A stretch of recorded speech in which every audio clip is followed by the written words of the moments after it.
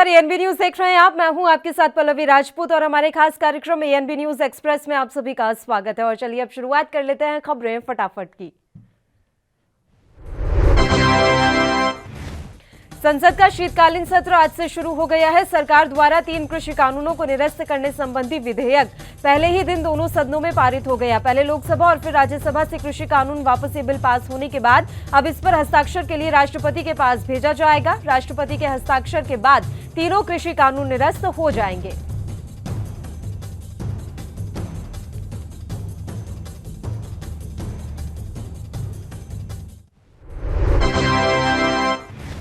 नए सांसदों के शपथ लेने के बाद लोकसभा में विपक्ष ने जमकर हंगामा किया। विपक्ष की नारेबाजी के बीच सदन की कार्यवाही स्थगित कर दी गई थी। किसानों के मुद्दे पर कांग्रेस और अन्य पार्टियां नारे लगा रहे थे। हंगामे के बीच कृषि मंत्री नरेंद्र सिंह तोमर ने कृषि कानून वापसी बिल पेश किया था। लोकसभा में कांग्रेस नेता अधीर रंजन चौधरी ने सदन में विधेयक पर चर्चा की मांग की थी।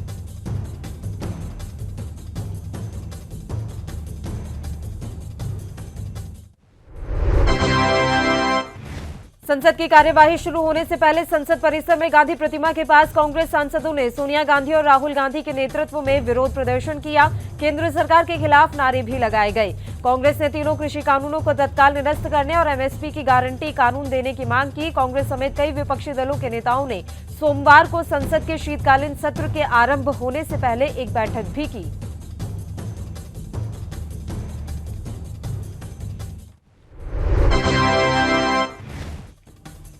संसद के सामने टीएमसी के सांसदों ने अलग से प्रदर्शन किया और कृषि कानूनों को रद्द करने पर चर्चा की मांग की। टीएमसी सांसद कल्याण बनर्जी ने कहा, टीएमसी कृषि कानून निरस्त विधेयक पर चर्चा करना चाहती थी, लेकिन सरकार किसानों की स्थिति पर चर्चा करने से डरती है।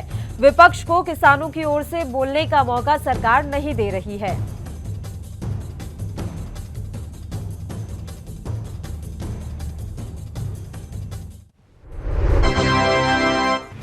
कांग्रेस नेता राहुल गांधी ने प्रेस कॉन्फ्रेंस कर मोदी सरकार पर निशाना साधा। उन्होंने कहा कि जिस प्रकार से इन कानूनों को रद्द किया गया है बिना किसी बातचीत के, वो दिखाता है कि सरकार चर्चा से डरती है। 700 शहीद किसानों, एमएसपी, लखीमपुर खीरी और गृह राज्य मंत्री पर हम चर्चा करना चाहते थे, जो सरकार ने नहीं होने दिया। राहुल गांधी ने आगे कहा कि किसानों की मुश्किलें हैं, एमएसपी, कर्जा माफी जिसकी वो मांग कर रहे हैं और इस मांग का हम समर्थन करते हैं।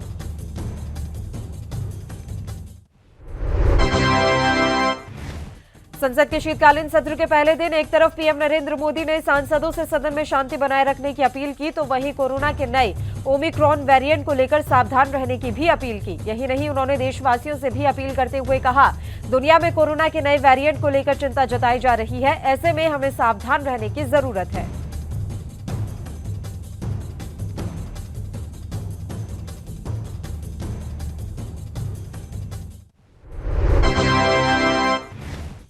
राकेश टिकैत ने कहा कि सरकार चाहती है कि देश में कोई आंदोलन ही न हो। उन्होंने कहा कि हम एमएसपी समेत तमाम अन्य मुद्दों पर किसी चर्चा के बिना आंदोलन से नहीं हटेंगे। कानूनों की वापसी के बिल को लोकसभा से मंजूरी मिलने को लेकर कहा कि यह तो होना ही था, लेकिन आंदोलन खत्म करने के सवाल पर कहा कि ऐसा नहीं होगा। एमएसपी कानून समेत कई अन्य मुद्दों पर अब बात किए जाने की जरूरत है और जब तक सरकार उन पर बात नहीं करती है, हम आंदोलन खत्म नहीं करेंगे। यूपी के सीएम योगी आदित्यनाथ ने कहा कि उत्तर प्रदेश सरकार हर वर्ग के गरीबों को सरकारी योजनाओं से जोड़ रही है। हर पात्र को सरकारी योजनाओं का लाभ मिलेगा, यह सरकार की प्राथमिकता में है। सामूहिक विवाह कार्यक्रम के माध्यम से सरकार उन अभिभावकों की चिंता दूर कर रही है जो अपनी बेटी की शादी के लिए संसाधन नहीं जुटा पा रहे हैं।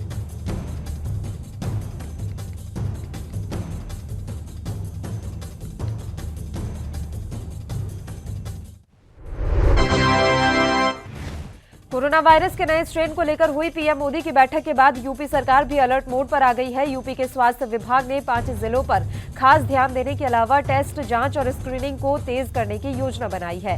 वहीं यूपी में आने वाले विदेशी यात्रियों पर भी कड़ी नजर रखी जाएगी। ओमिक्रॉन वेरिएंट को देखते हुए यूपी सरकार ने सभी जिलों में विदेश से आने वाले यात्रियों की जांच के निर्देश भी दिए।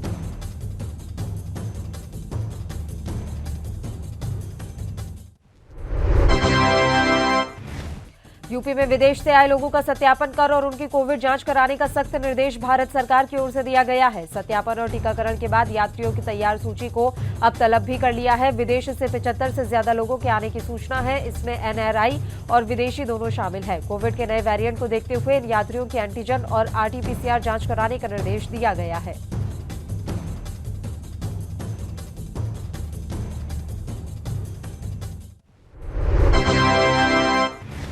समाजवादी पार्टी के मुखिया अखिलेश यादव ने कुंडा विधायक रघुराज प्रताप सिंह उर्फ राजा भैया के साथ गठबंधन की अटकलों पर विराम लगा दिया है।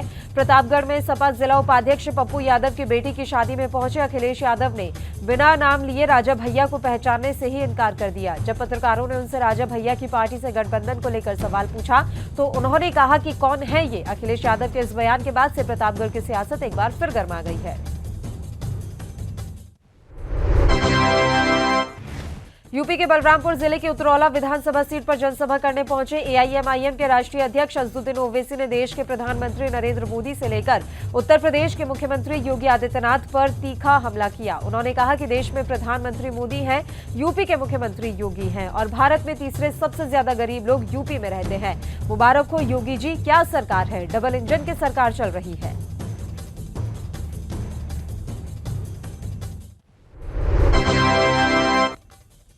यूपी के सहारनपुर के पुवारका में मां शाकंभरी देवी राज्य विश्वविद्यालय के 2 दिसंबर को होने वाले शिलान्यास को लेकर तैयारियां जोर शोर से चल रही है। केंद्रीय गृह मंत्री अमित शाह और मुख्यमंत्री योगी आदित्यनाथ द्वारा विश्वविद्यालय का शिलान्यास किया जाएगा। विश्वविद्यालय स्थल पर 1 लाख लोगों की क्षमता का विशाल पंडाल बनाने के लिए सैकड़ों मजदूर काम कर रहे हैं। वहीं 3 हेलीपैड बनाने के लिए भी काम तेजी से चल रहा है।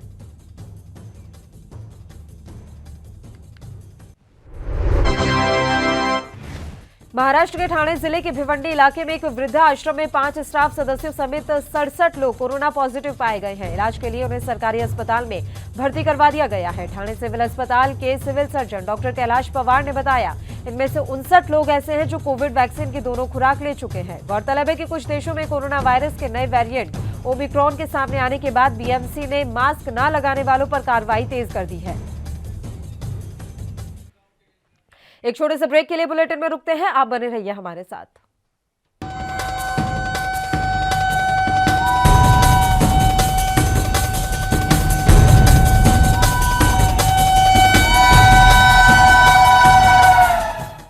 ब्रेक के बाद एक बार फिर से शुरू कर लेते हैं फटाफट खबरों का सिलसिला।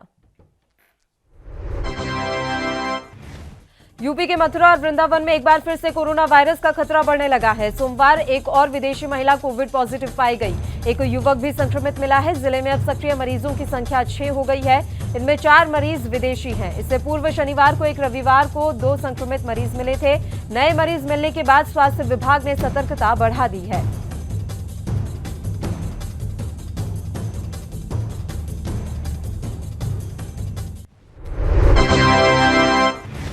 केंद्रीय स्वास्थ्य मंत्रालय ने भारत में विदेशों से आए लोगों के लिए संशोधित दिशा निर्देश जारी किए हैं, जो 1 दिसंबर से लागू होंगे। इस संशोधित दिशा निर्देश के जरिए विमान यात्रियों को यात्रा से पहले एयर सुविधा पोर्टल पर 14 दिनों के यात्रा विवरण जमा कराने होंगे। साथ ही एक नेगेटिव आरटीपीसीआर परीक्षण रिपोर्ट अपलोड करने का आदेश दिया है। हाई रिस्क वाले देशों से आने वाले यात्रियों को आगमन के बाद कोविड परीक्षण की जांच और हवाई अड्डे पर इसके रिजल्ट की प्रतीक्षा करने की आवश्यकता होगी। हरियाणा के मुख्यमंत्री मनोहर लाल ने कहा कि राज्य सरकार ने कोविड-19 के लिए जारी प्रतिबंधों को 31 दिसंबर तक के लिए बढ़ा दिया है। सीएम ने कहा कि राज्य का स्वास्थ्य विभाग ओमिक्रॉन वेरिएंट के मद्देनजर स्थिति की नियमित निगरानी कर रहा है। जिला कलेक्टरों को निर्देश दिया है कि वे कोरोना वायरस के ओमिक्रॉन स्ट्रेन के उभरने के मद्देनजर निगरानी और अनुक्रमण प्रयासों को बढ़ाएं।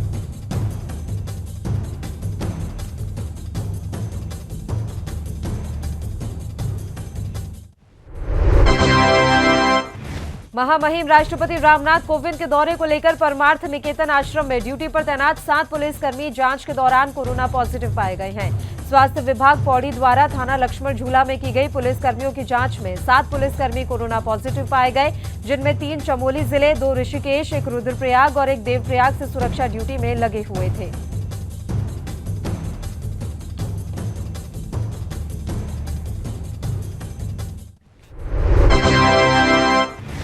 केरल की स्वास्थ्य मंत्री वीणा जॉर्ज ने कहा कि हम वर्तमान हालात को लेकर विचार विमर्श करेंगे और हर संभव कदम उठाएंगे। हमने केंद्र सरकार से 18 वर्ष से कम आयु के लोगों के लिए टीकाकरण शुरू करने की मांग की है।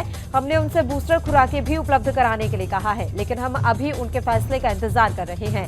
जीनोम सर्विलांस लगातार जारी है। नए वेरिएंट से प्रभावित देशों से आने वाले यात्रियों को प्रदेश में आने पर जांच करानी होगी।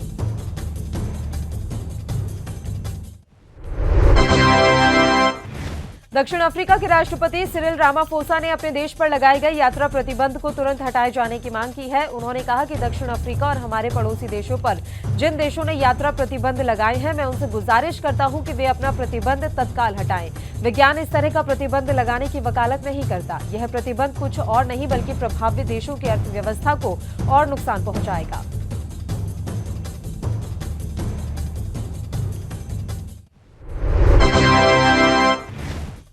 चेक गणराज्य की राजधानी प्राग में कोरोना वायरस प्रतिबंधों के विरोध में 2000 से अधिक लोगों ने प्रदर्शन किया। रिपोर्ट के अनुसार इस प्रदर्शन के दौरान अधिकतर 30 वर्ष से कम आयु के युवा मास्क नहीं पहने हुए थे। प्रदर्शनकारी चेक सरकार से सामूहिक समारोह पर प्रतिबंध हटाने, बार और नाइट क्लबों के लिए सीमित घंटे रद्द करने और सांस्कृतिक और खेल में भाग लेने के लिए बिना टीकाकरण वाले लोगों को अनुमति देने की मांग कर रहे थे।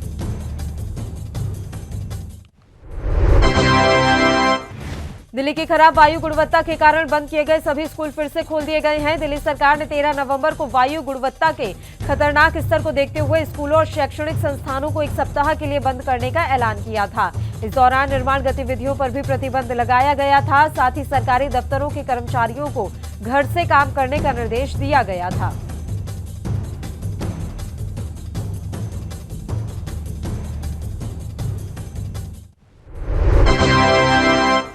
दिल्ली में प्रदूषण का स्तर चिंताजनक बना हुआ है। वहीं दिल्ली के पर्यावरण मंत्री गोपाल राय ने सोमवार को कहा कि उच्च वायु प्रदूषण के स्तर को देखते हुए दिल्ली में निर्माण और तोड़फोड़ से जुड़े कार्यों पर अगले आदेश तक प्रतिबंध जारी रहेगा। उन्होंने कहा कि गैर प्रदूषण कार्य निर्माण गतिविधियों जैसे प्लम्बिंग कार्य, इंटीरियर डेकोरेशन, इलेक्ट्रिकल वर्क और बढ़ईगिरी को अनुमति दी गई है।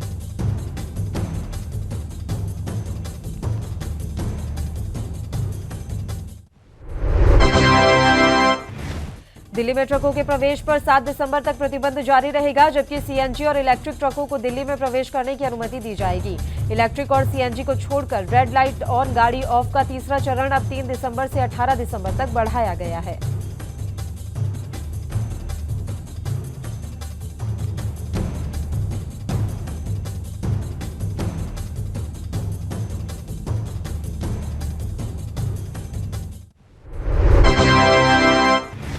दिल्ली एनसीआर में प्रदूषण को लेकर केंद्र सरकार से लेकर राज्य सरकारें, सुप्रीम कोर्ट और पर्यावरणविद तक सभी चिंतित हैं। प्रदूषण के मुद्दे पर सुनवाई करते हुए सुप्रीम कोर्ट ने केंद्र सरकार से पूछा, क्या सेंट्रल विस्टा प्रोजेक्ट पर निर्माण कार्य जारी रहने के कारण धूल और प्रदूषण बढ़ रहा है? इस प्रोजेक्ट के कारण दिल्ली में प्रदूषण पर रोक लगाने के लिए क्या कदम उठाए गए हैं?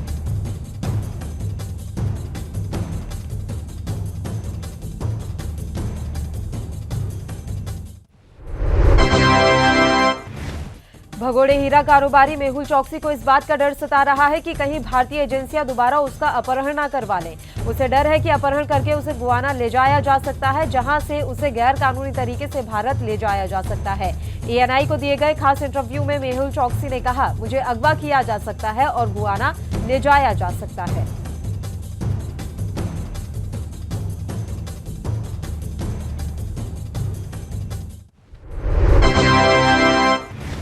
केरल विधानसभा में राज्यसभा सदस्य के चुनाव के लिए सोमवार सुबह मतदान हुआ और 140 विधायकों ने वोट डाला। 140 सदस्यीय विधानसभा में वाम दलों के 99 सदस्य हैं, जबकि कांग्रेस के नेतृत्व वाले यूडीएफ के पास 41 सदस्य हैं। विजया ने सुबह अपना वोट डाला और विपक्ष के नेता वीडी सतीशन ने भी अपना मतदान किया।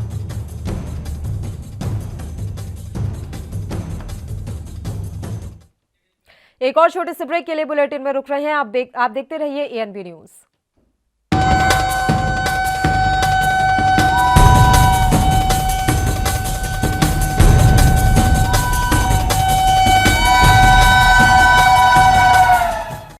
ब्रेक के बाद एक बार फिर से आप सभी का स्वागत है। बढ़ते हैं कुछ और खबरों की ओर। कर्नाटक के बेंगलुरु में 2 दक्षिण अफ्रीकी नागरिकों की रिपोर्ट कोरोना पॉजिटिव आने के मामले पर राज्य के स्वास्थ्य मंत्री डॉक्टर के सुधाकर का चिंतित करने वाला बयान सामने आया है। के सुधाकर ने कहा कि दक्षिण अफ्रीका के दोनों व्यक्ति जिनकी कोरोना रिपोर्ट पॉजिटिव आई है, उनमें एक शख्स ऐसा है जो डेल्टा से नहीं बल्कि किसी दूसरी वेरिएंट की चपेट में है। हालांकि ओमिक्रॉन वेरिएंट को लेकर स्वास्थ्य मंत्री ने कोई टिप्पणी नहीं की।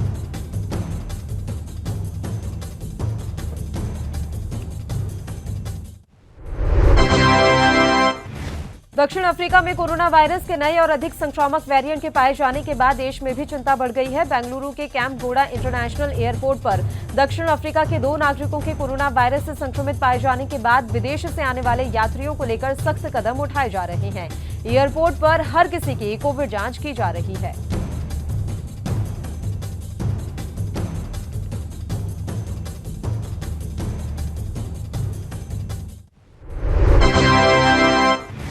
तमिलनाडु के कई हिस्सों के साथ ही चेन्नई में भी लगातार बारिश के चलते हालात बिगड़ गए हैं। पानी इतना ज्यादा है कि लोग सड़कों पर नाव चला रहे हैं।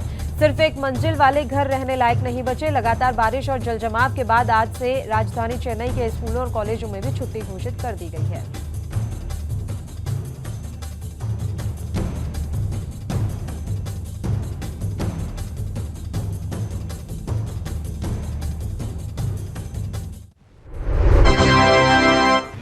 आंध्र प्रदेश में मौसम विभाग ने ऑरेंज अलर्ट जारी किया है। यह अलर्ट प्रकाशम, नेल्लोर, चित्तूर, कडप्पा जिलों के लिए जारी किया गया है। साथ ही प्रशासन ने मछुआरों को समुद्र में न जाने की सलाह दी है। नेल्लोर जिले के कई हिस्सों में भारी बारिश हुई है। आईएमडी ने राज्य के 4 जिलों में भारी बारिश के लिए ऑरेंज अलर्ट जारी किया है।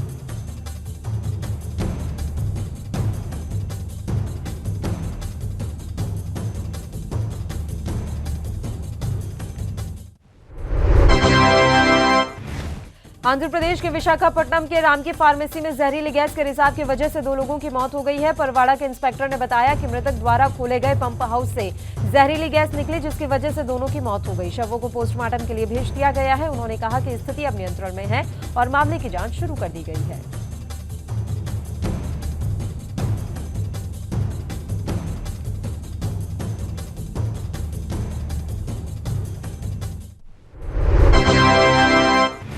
पंजाब चुनाव को लेकर इन दिनों आम आदमी पार्टी और कांग्रेस के बीच तगड़ी ठनी हुई है। दोनों पार्टियों के नेता एक दूसरे पर निशाना साध रहे हैं। अब कांग्रेस नेता नवजोत सिंह सिद्धू ने केजरीवाल पर तंज कसते हुए कहा कि शीशे के घरों में रहने वालों को दूसरों के घरों पर पत्थर नहीं फेंकने चाहिए।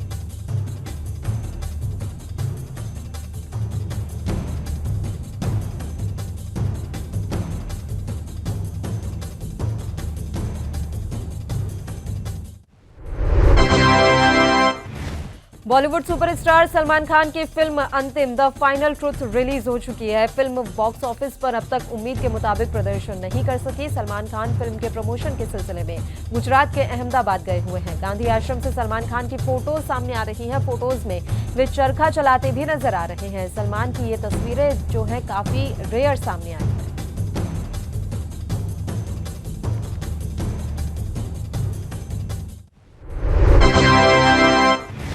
तेलंगाना के संगारेड्डी जिले के पाटन चेरू मंडल के तहत मुथुंगी के गुरुकुल स्कूल में 42 स्टूडेंट्स और एक टीचर कोरोना पॉजिटिव पाए गए। वहीं ओमिक्रॉन वेरिएंट्स के दुनिया में बढ़ते कहर के बीच स्टूडेंट्स के सैंपल्स को जांच के लिए भेज दिया गया है। स्कूल के 291 स्टूडेंट्स और 27 स्कूल स्टाफ सहित टीचर्स पर कोविड टेस्टिंग की गई थी।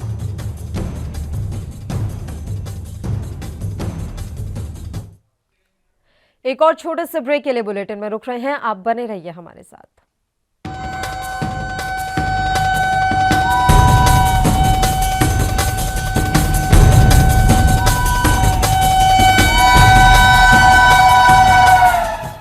ब्रेक के बाद एक बार फिर से शुरू कर लेते हैं फटाफट खबरों का सिलसिला। भारत पाकिस्तान युद्ध 1971 में भारत की पाकिस्तान पर विजय के 50 वर्ष पूरे होने पर पंजाब के पटियाला में स्वर्ण विजय मशाल पहुंचे। इस मौके पर इस युद्ध में अपनी जान न्यौछावर करने वाले वीर सैनिकों के परिजनों को सम्मानित किया गया। पिछले 9 दिन से पटियाला में मौजूद मशाल आगे मेरठ के लिए रवाना होगी।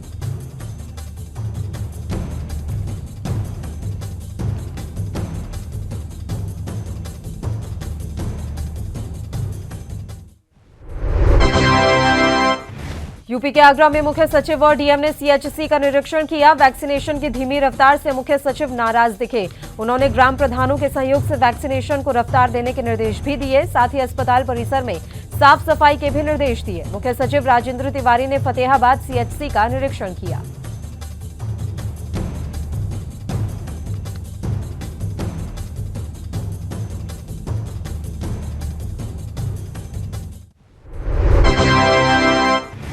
यूपी के अंबेडकर नगर में जमीनी विवाद में युवक की गला काटकर निर्मम हत्या के बाद हत्यारों ने खुद को मकान में कैद कर लिया और भीड़ और पुलिस पर ताबड़तोड़ फायरिंग शुरू कर दी।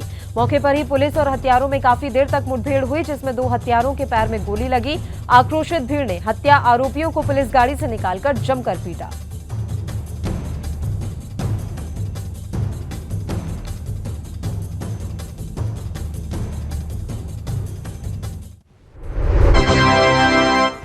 हरियाणा के चरखी दादरी जिले के गांव तिवाला की पंचायत में उपायुक्त को ज्ञापन देने के लिए पहुंचे ग्रामीणों का कहना है कि हमारे गांव में चकबंदी की जा रही है और कुछ लोगों को फायदा पहुंचाने के लिए सरकारी अफसर नाजायज तरीके से चकबंदी कर रहे हैं। अगर इस मामले की जांच अच्छे ढंग से की जाए तो करोड़ों का घोटाला और मामला सामने आ सकता है।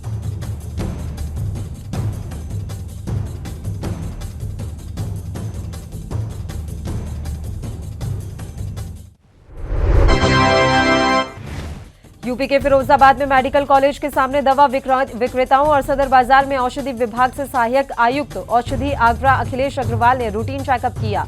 इस दौरान 3 मेडिकल स्टोर की जांच की गई, जिसमें 2 पर फार्मासिस्ट नहीं मिला। वहीं तीनों पर बिल ही नहीं काटे जा रहे थे। एक पर फार्मासिस्ट नहीं था तो उस मेडिकल स्टोर को बंद करा दिया गया।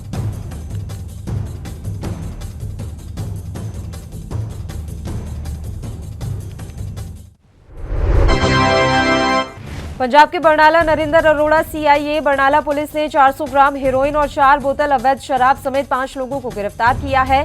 सीआईए प्रभारी बलजीत सिंह ने 400 ग्राम हेरोइन के साथ मानसा जिले के रहने वाले लोगों को गिरफ्तार कर लिया है और इस पूरे मसले में एफआईआर दर्ज कर ली गई है।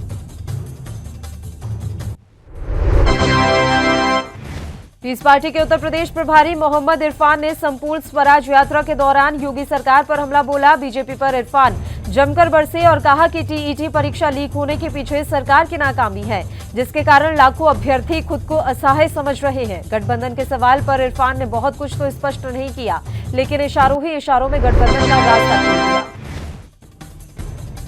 उत्तर प्रदेश के अयोध्या धाम में हनुमानगढ़ी और राम जन्मभूमि मंदिर परिसर के आसपास की समस्त दुकानें बंद मिली। यह दुकान इसलिए बंद क्योंकि क्षेत्र के व्यापारियों ने सड़क चौड़ीकरण के विरोध में अनिश्चितकालीन बाजारबंदी का निर्णय लिया है, जिसके चलते व्यापारियों ने अपने दुकानों को बंद कर धरना प्रदर्शन किया है।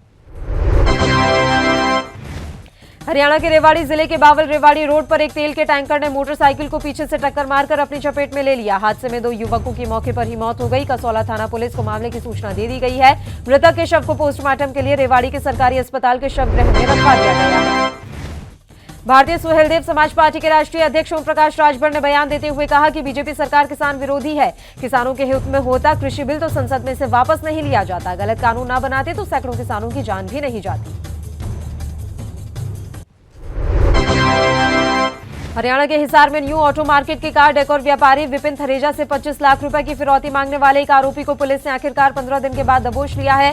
पुलिस ने मिर्जापुर निवासी संजय को इस मामले में गिरफ्तार किया है। ये गिरफ्तारी डीएसपी जोगिंदर शर्मा के नेतृत्व में सीआईए टीम ने की, जबकि दूसरा साथी अब तक फरार है।